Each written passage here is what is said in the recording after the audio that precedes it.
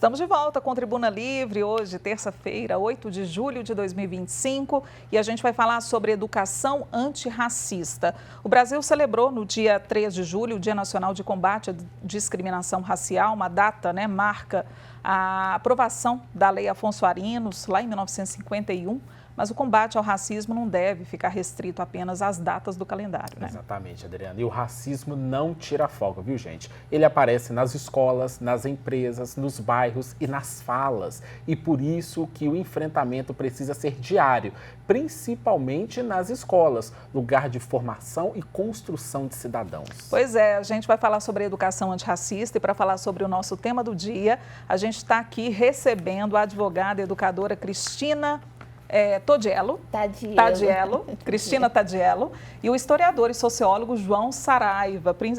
Finalmente conheci o João Saraiva, gente. A gente já está tentando marcar algo há muito tempo, né, João? Sim. Mas agora deu certinho. A Cristina também. Sejam muito bem-vindos, Muito tá? obrigada. A gente vai falar sobre esse assunto que é tão importante e você pode participar também conosco. Exatamente. Você pode participar na nossa pergunta do dia. Participe aqui no Tribuna Livre, está na tela para quem está acompanhando na TV Horizonte.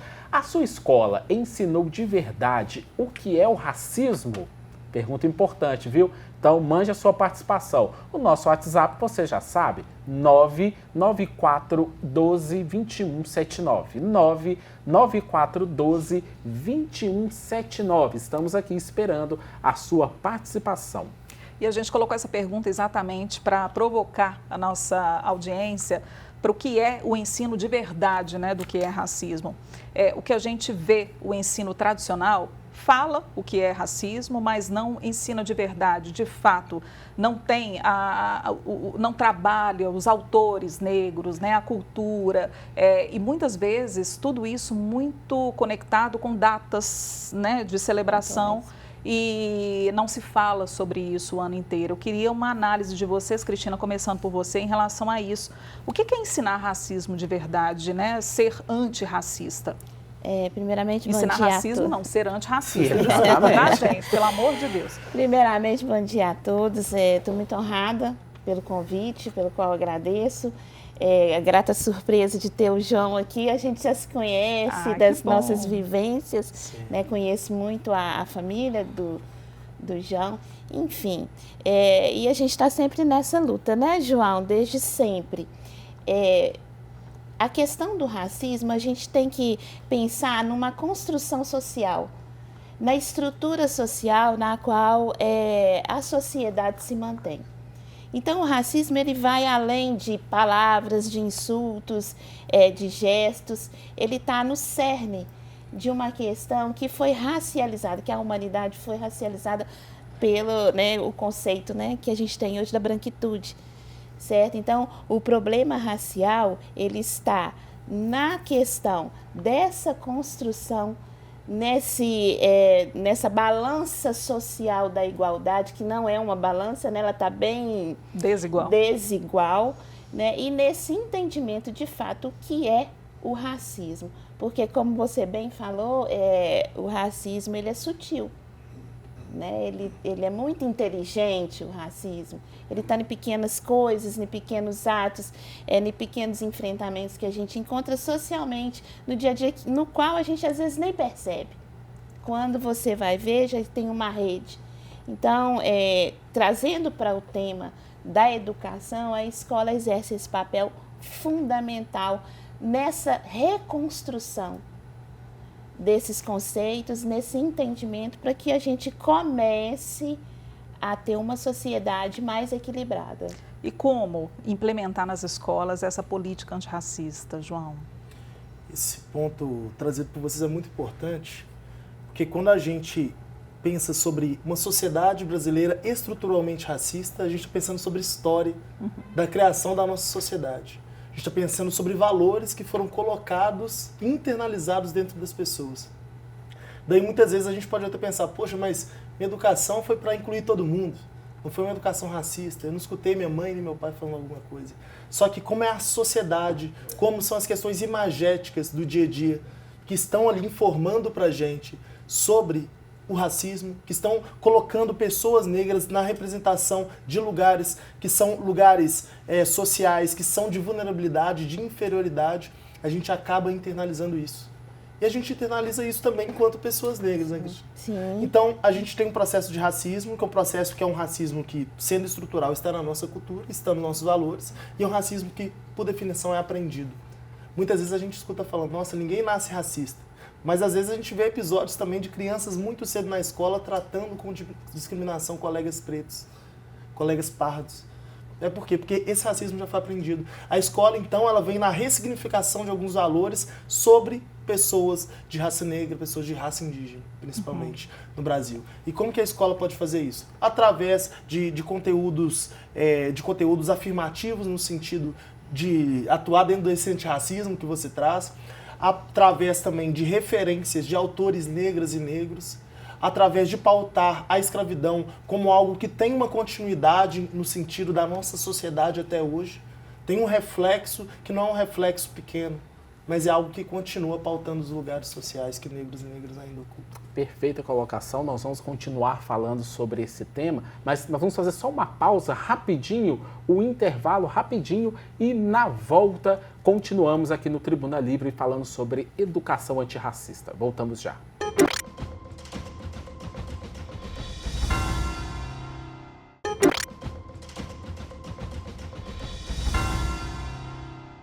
Estamos de volta com o Tribuna Livre, hoje falando sobre educação antirracista. Estão conosco aqui a advogada e educadora Cristina Tadiello e o historiador e sociólogo João Saraiva. E você participa com a gente, viu? A nossa pergunta do dia é: sua escola ensinou de verdade sobre o que é racismo?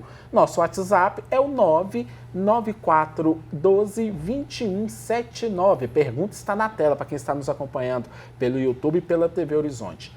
A sua escola ensinou de verdade o que é racismo? 994122179. Bom, eu queria fazer uma pergunta agora para vocês dois.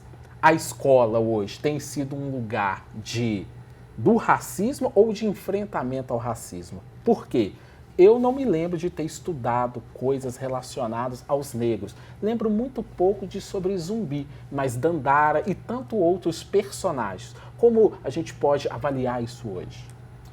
Bom, a gente tem desde 2003 uma lei que em teoria era para já ter garantido que tanto eu quanto você, quanto grande parte da população brasileira hoje, chegasse já a uma fase adulta, sabendo bastante sobre o que foi a escravidão no Brasil, sobre os reflexos do racismo na sociedade atual. Essa lei ela vem para prever, de fato, esse ensino e essa obrigatoriedade do ensino da história africana e afro-brasileira nas escolas, ela não teve uma implementação tão forte. A gente teve inúmeras teses, dissertações, estudos de mestrado que vão mapear sobre isso. Ano passado foi lançada a Política Nacional de Equidade e Educação das Relações Étnico-Raciais e Educação Escolar Quilombola. Essa política, ela ajuda a dar maior robustez e traz uma obrigatoriedade, traz uma governança maior ali entre os entes federativos, entre a federação e entre os municípios, para ter ali de fato protocolos, para que tenha ali de fato conteúdos obrigatórios que vêm para garantir que as escolas estejam ensinando de maneira mais apropriada sobre o que é o racismo. Mas você não ter estudado isso não me espanta. Na realidade, se você tivesse falado, nossa, eu tive uma educação antirracista na minha escola, eu ia assustar bastante, eu ia até perguntar onde que foi essa escola que você estudou, porque é um exemplo, é um ponto fora da curva. Porque o que a escola acaba sempre sendo é ser um microcosmos do que é a sociedade fora dela. Então, por isso que a gente vê múltiplas violências, múltiplas desigualdades se reproduzindo dentro da escola. Aí aqueles profissionais que estão ali nas escolas, sejam públicas ou privadas, que têm que ter esse conhecimento, porque são as pessoas adultas ali, que têm conhecimento técnico ali, tem que ter aquela qualificação técnica para poder lidar com isso, desde casos que aconteçam de racismo, mas muito mais do que isso, saber valorizar a história da negritude, a história das populações indígenas, dos povos e comunidades tradicionais no Brasil. Então, se não tiver esse olhar, toda a escola não consegue ainda trazer tudo isso. Cristina. Só complementando, foram tem a lei 10.639 e a 11.645, que também traz a cultura indígena. Né? Então, o que o João falou, essas leis precisam ter mais efetividade. Você nos coloca que nunca entendeu, nunca teve esse ensinamento. Mas o que a gente aprendeu? Só o sofrimento que trouxeram para a gente foi só sofrimento, a desumanização, a falta de condições. Nunca nos trouxeram realmente quem foram esses negros escravizados, de onde eles vieram, né? Os reinados no qual eles foram trazidos, foram, né, sequestrados. Então, o que a gente aprendeu, de certa forma, que negro, desumano, violento, né, porque isso se reflete até hoje na nossa sociedade, esse estereótipo do animal, né, do sub-humano, e essa condição eurocentrada da branquitude. Né, tudo voltado para a Europa, para o branco. Então, o que acontece? Não há essa efetivação dessas leis e não há capacitação de professores, da escola como um todo. Porque a escola não é só o professor, né? A escola é todo um complexo. Então, não há essa capacitação. É um avanço? Podemos considerar que sim, mas a passos muito lentos ainda. E tem um pequeno detalhe. Eu sou de comunidade quilombola, mas na minha época eu estudei ainda não era reconhecido. Hoje sim. E eu converso com algumas pessoas e só se resume a uma semana da consciência negra em novembro e pronto. Sim. Como que isso está na base nacional curricular comum? Porque, como a Cristina disse, tem a questão dos professores. Sim. Não sei, uma boa vontade, também uma capacitação. Existe sim uma resistência muito grande nos setores para poder implementar com mais efetividade. Escolas, por exemplo, que a gente pode definir como escolas, né, de um público mais seleto, vamos dizer assim, né, não tem essa boa vontade, talvez até por precaução mesmo, para se manter nesse lugar comum, de não ter maiores problemas, vamos dizer assim também. Então, existe muita resistência ainda. Sair da zona do conforto, né, João? Precisa, né? Disposição e entendimento mesmo dessa estrutura que é tão violenta. Sair da zona de conforto para desconstruir também esses estereótipos, né?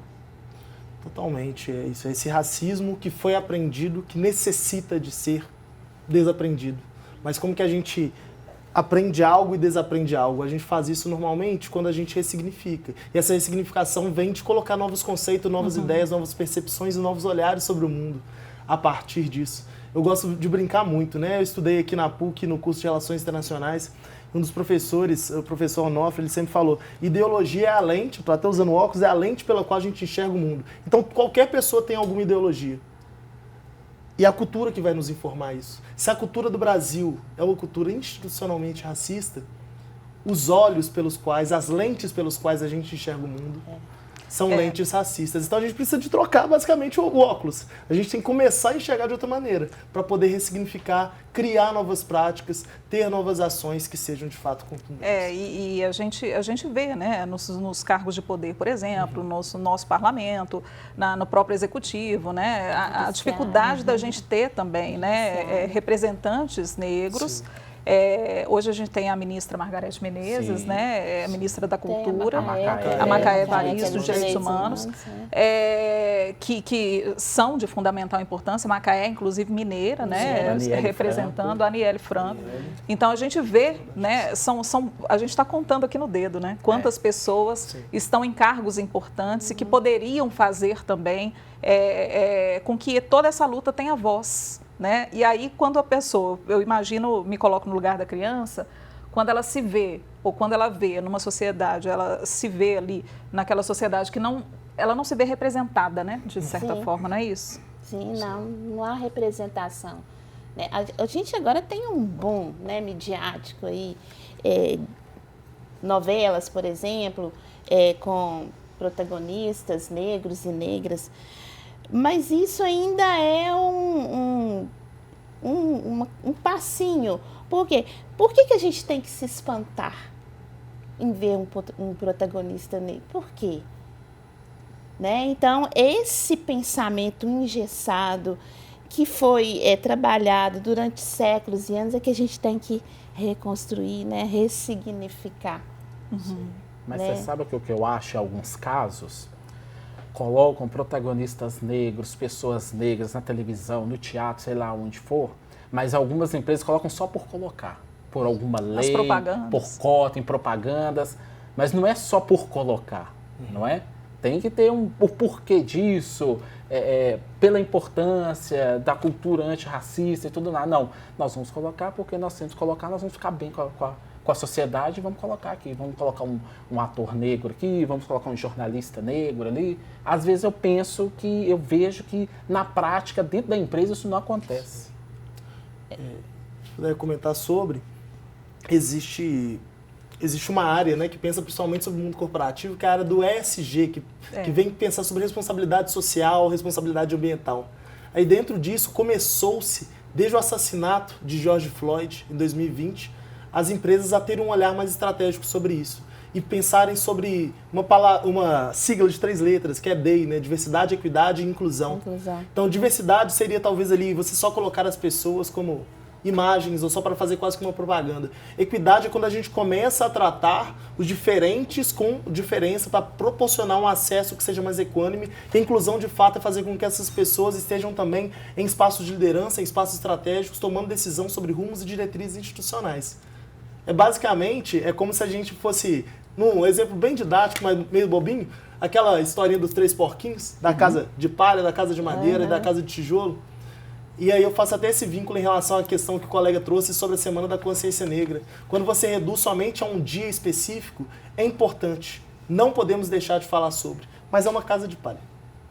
Quando a gente consegue fazer algumas ações como palestras, algum gestor diferente lá falar sobre, ter mais atividades durante o ano, é a casa de madeira. Quando a gente consegue, de fato, fazer algo enquanto uma política estruturada, assim como é a política nacional, que foi concebida, de fato, ali ano passado, a partir de esforços de múltiplos, de movimentos sociais, de gestores, gestoras, pesquisadores, pesquisadoras, que tem governança, que tem planejamento, que tem orçamento colocado, aí a gente está falando, de fato, ali, de uma casa ali feita de tijolos, algo que consegue resistir ao tempo. Resiste à mudança de governos, porque deixa de ser até mesmo política de governo, se torna política de Estado. Algo perene, algo que tem continuidade. A gente vai para um rápido intervalo, a gente volta, a gente está falando sobre educação antirracista, você pode participar com a gente, mensagens já estão chegando, a gente vai colocá-las aqui no próximo bloco, para a gente inclusive comentar e fundamentar ainda mais o nosso debate aqui. A gente te pergunta, na sua escola, te ensinou de verdade o que é racismo? Você vê isso na escola do seu filho, na escola do seu netinho? Enfim, participa com a gente. Nosso WhatsApp é o 99412-2179. Anota aí, Adriana e Léo. Tribuna Livre, 99412-2179. A gente volta em instantes.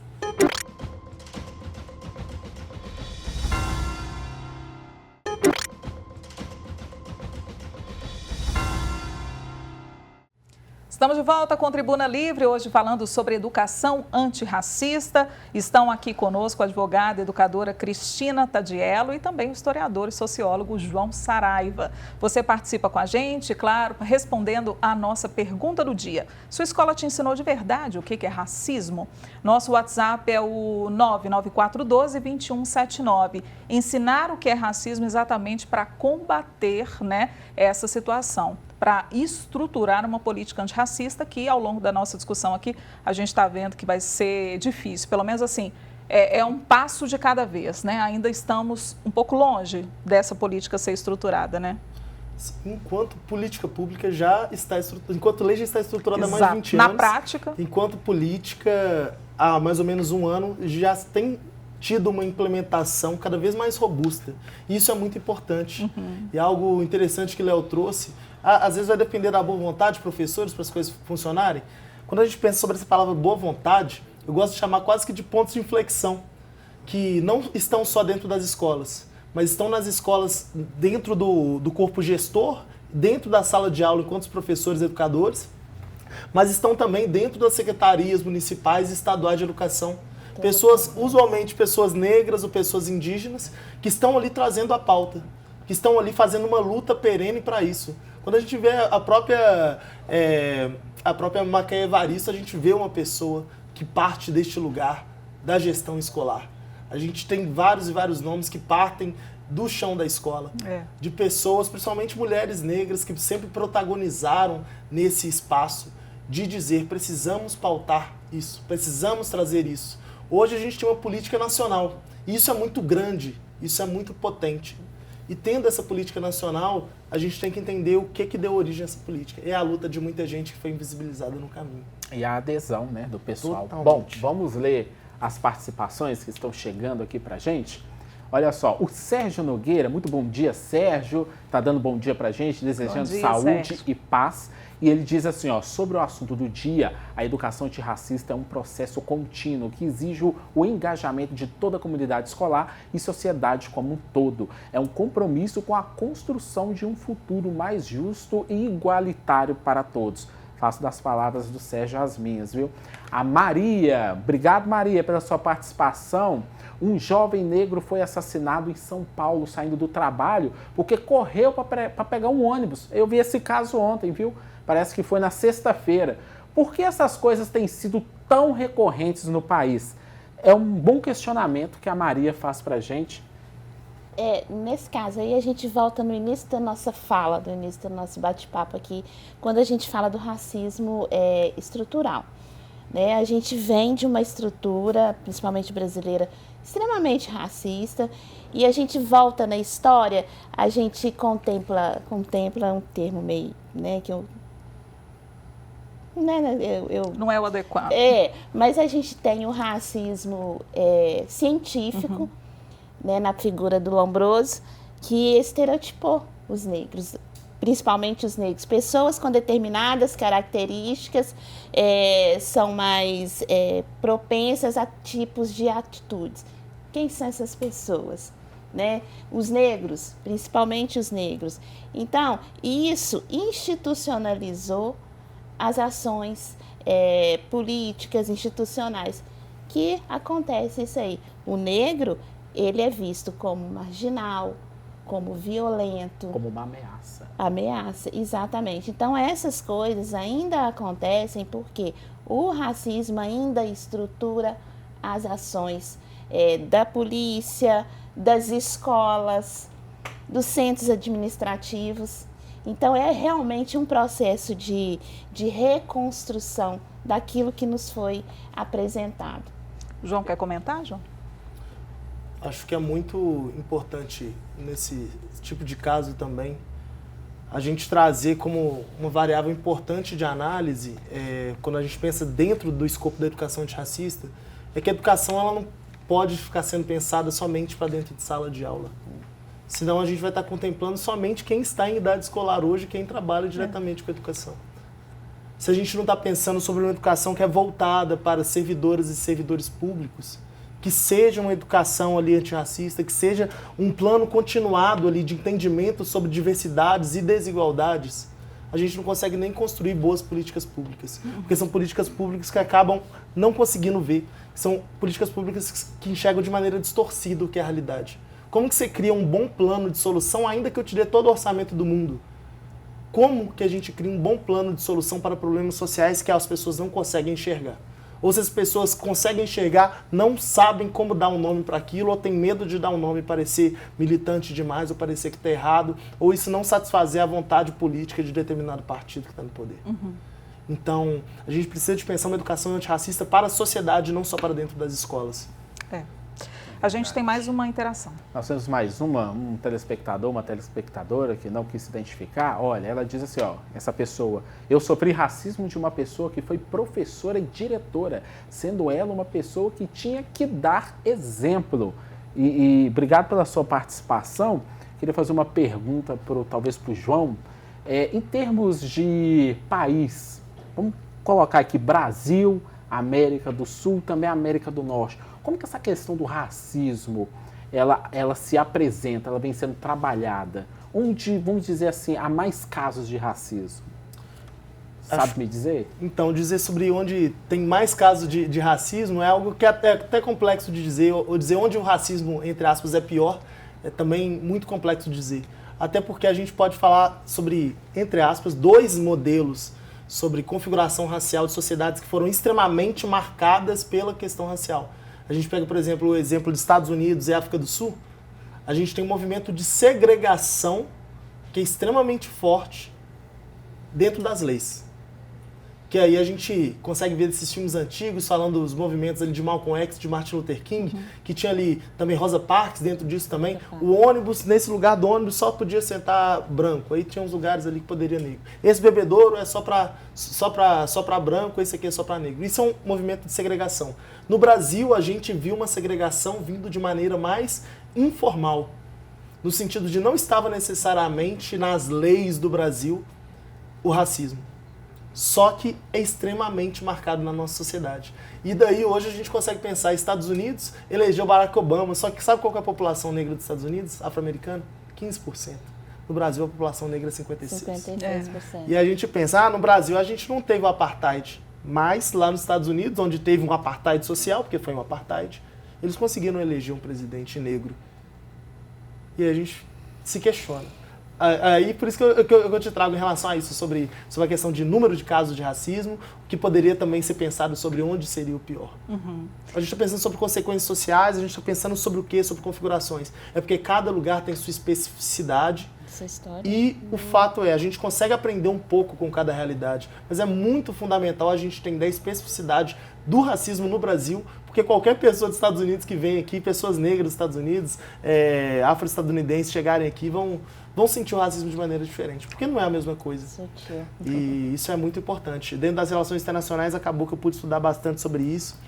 E eu vi lá uma vez uma frase que diz que o racismo ele varia de acordo com cada localidade ideogeográfica. Daquilo de ideologia, daqueles valores racistas que foram passados naquele território em específico. Então varia mesmo. Cristina. Voltando à interação da moça que falou que sofreu racismo de uma pessoa que da diretora, professora e diretora da escola. Então a gente volta novamente ao nosso ponto, a capacitação, a disposição de se entender como que funciona essa sociedade. Como que as coisas estão sendo colocadas. Porque, não sei o caso dessa, mas normalmente a gente estava até conversando, né?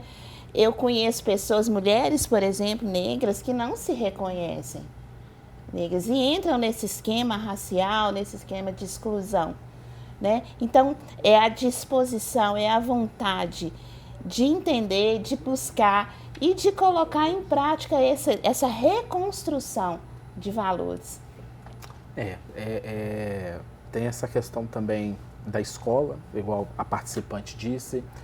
No emprego também, são racismos de várias formas, de vários jeitos. É o que o João falou, que a gente não pode resumir só a educação ao espaço escolar. Todo espaço é um espaço de educação. Esse espaço que a gente está aqui é um espaço de educação, né? Então, essa educação ela precisa ter uma memória construtiva, a gente trazer essa memória construtiva, representativa, para que a gente emancipe, né, com conhecimento e sabedoria. E a gente já deu um passo importante, que é esse programa de hoje. Obrigada, viu, gente, pela participação. Ficaríamos conversando.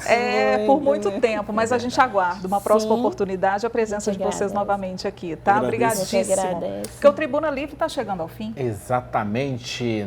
Siga a gente nas redes sociais, no nosso Instagram, Rádio América Oficial, TV Horizonte Oficial e Rede Catedral, tá? Você pode conferir esse programa lá no YouTube, youtube.com/TV Horizonte. Quem chega agora é o André Santos e a Janaína Regiane com o Rede Notícia. Continue aqui na TV Horizonte e na Rádio América. O Tribuna Livre volta amanhã. E a gente espera. Até mais. Um abraço.